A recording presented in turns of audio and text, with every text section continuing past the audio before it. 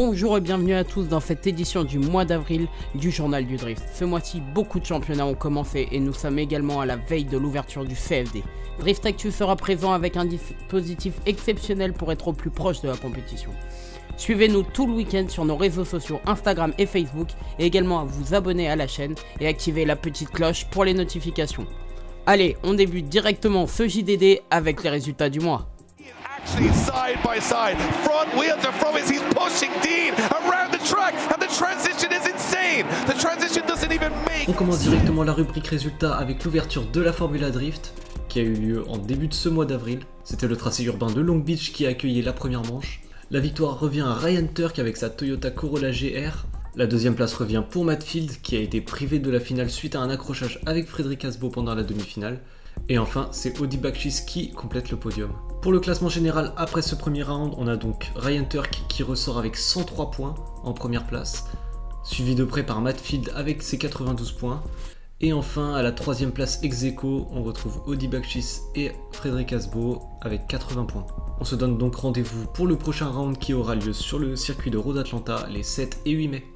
La version nippone du Formula Drift débutait ce mois-ci aussi au circuit de Suzuka Twin. C'est Masanori Kohashi de la Team Rush qui remporte le premier round avec sa S15 de JZ, devant Kanta qui réalise un super week-end, notamment avec un top 1 lors des qualifs, et la troisième place pour Daigo Saito avec sa nouvelle GR86.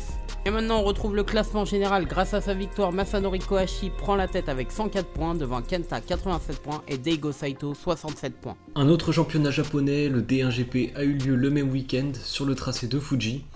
Victoire de Masato Kawabata sur sa nouvelle GR86 devant le vice-champion en titre Masashi Yokoi. Et à la troisième place, on retrouve Hideyuki Fujino également sur sa nouvelle GR86.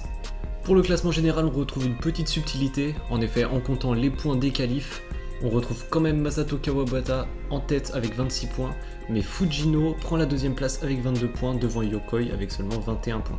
A noter la victoire de Laurent Cousin lors de la première manche du championnat espagnol sur le tracé de Madrid. Sparks. Oh, Chelsea comes out swinging. Woo! Doctor, are you kidding me? Look at this. To the moon.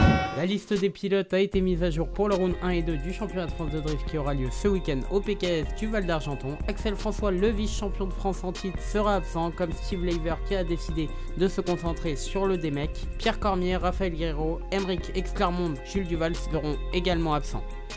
Beaucoup de pilotes ont donc été repêchés pour cette saison 2022. On retrouve Franck Lagalis, Benoît Lemaire, Éric Girard et Benoît Berton pour la catégorie pro et Jérémy Moll pour la catégorie loisirs. On vous rappelle également les wildcards pour les manches d'ouverture. En pro, on retrouve Timothée Stellin, Hugo Costa et Boris Ramos. Et en loisirs, on retrouve Ludovic Silva, Jennifer Bousquet, Gaëtan Cano.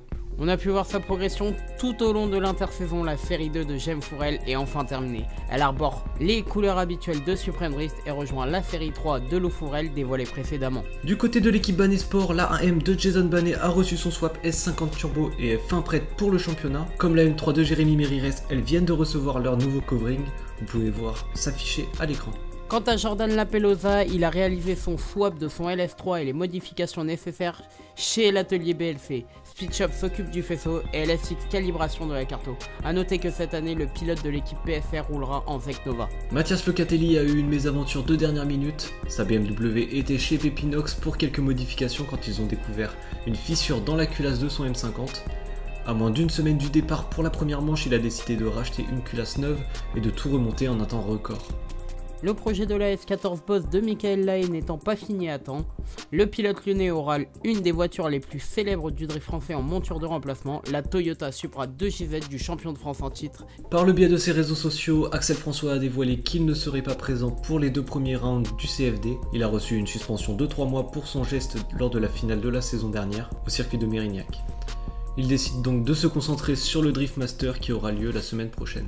Jules Junker, plus connu pour être le représentant de la marque Vecnova, qui, rappelons-le, fera sa première saison au CFD en catégorie loisirs, il conduira la S14 de Michael Perrotet ayant fraîchement reçu son 2JZ. Denis Bertrand a lui dévoilé sa nouvelle monture pour sa première saison en pro. Après l'allègement et le changement de look de sa série 1, c'est bien une E46 2JZ surnommée Solange par son préparateur qui n'est autre qu'Adam Franck, ancien pilote du Driftmaster. Mauvaise nouvelle pour Guillaume Gleillot, Nadège ne sera pas présente pour l'ouverture du championnat. Malgré tous les efforts et les courtes nuits, l'adaptation et le développement du moteur ne s'est pas bien passé.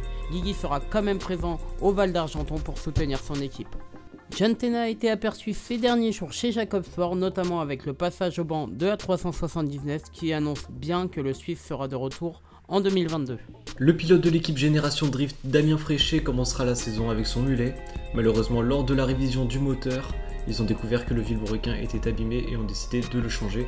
Il ne pourra donc pas utiliser sa caisse principale pour cet événement. On passe du côté du Driftmaster avec une nouvelle plutôt excitante. Kalle Rovanperä, pilote Toyota en WRC, participera au Driftmaster cette année. Et il a décidé de s'armer d'une Toyota Supra A90 préparée par Daigo Saito himself. On repasse maintenant du côté des États-Unis avec Ken Gushi qui a enfin terminé et dévoilé sa Toyota GR86 avec un V6 biturbo à l'intérieur. On pourra la voir en action à partir de la semaine prochaine lors de la deuxième manche de la Formula Drift à Road Atlanta. Pour toutes les actualités, les résultats et les classements, une seule adresse, la nôtre. Venez nous suivre sur Instagram et Facebook, on compte sur vous. On commence tout de suite le calendrier du mois avec enfin l'ouverture du CFD. Le round 1 et 2 auront lieu le 29 avril au 1er mai au PKS du Val d'Argenton. Le même week-end, on retrouvera la petite compétition américaine, les Clutch Kickers, avec le round 1 qui se déroulera pour la première fois à la Freedom Factory. Également ce week-end-là, le double round d'ouverture de la DANZ sur le tracé de Topo en Nouvelle-Zélande. La semaine prochaine, les 7 et 8 mai, c'est le rendez-vous à ne pas manquer puisqu'on retrouve le Driftmaster avec le round 1 au Mondello Park en Irlande. Également le week-end du 7 et 8 mai, le round 2 de la Formula Drift sur le circuit incontournable de Road Atlanta. Voici la question du mois, à votre avis, qui ressortira en tête du championnat de France à l'issue de ces deux premiers rounds? On vous laisse y répondre et débattre en commentaire, on a hâte de lire vos réponses. Et voilà, c'est terminé pour le JDD du mois d'avril. Bien sûr, maintenant vous connaissez la chanson. Si cette vidéo vous a plu, n'hésitez pas à liker, partager et commenter, à activer la petite cloche et à vous abonner à la chaîne, et également à nous suivre sur nos réseaux sociaux, Instagram et Facebook. Et on vous laisse avec la vidéo du mois, une présentation du circuit du Val d'Argenton par le CFD. On se dit à ce week-end pour ceux qui seront présents sur place, et pour les autres, on vous dit à une prochaine vidéo. Salut! Nous sommes arrivés ici maintenant il y a presque 3 ans, dans quelques mois. Ça a été l'un des plus beaux circuits du monde il y a une trentaine d'années. C'est un circuit qui est aujourd'hui toujours, on va dire, toujours au top. Il a accueilli pendant des années donc, des championnats d'Europe de karting, des championnats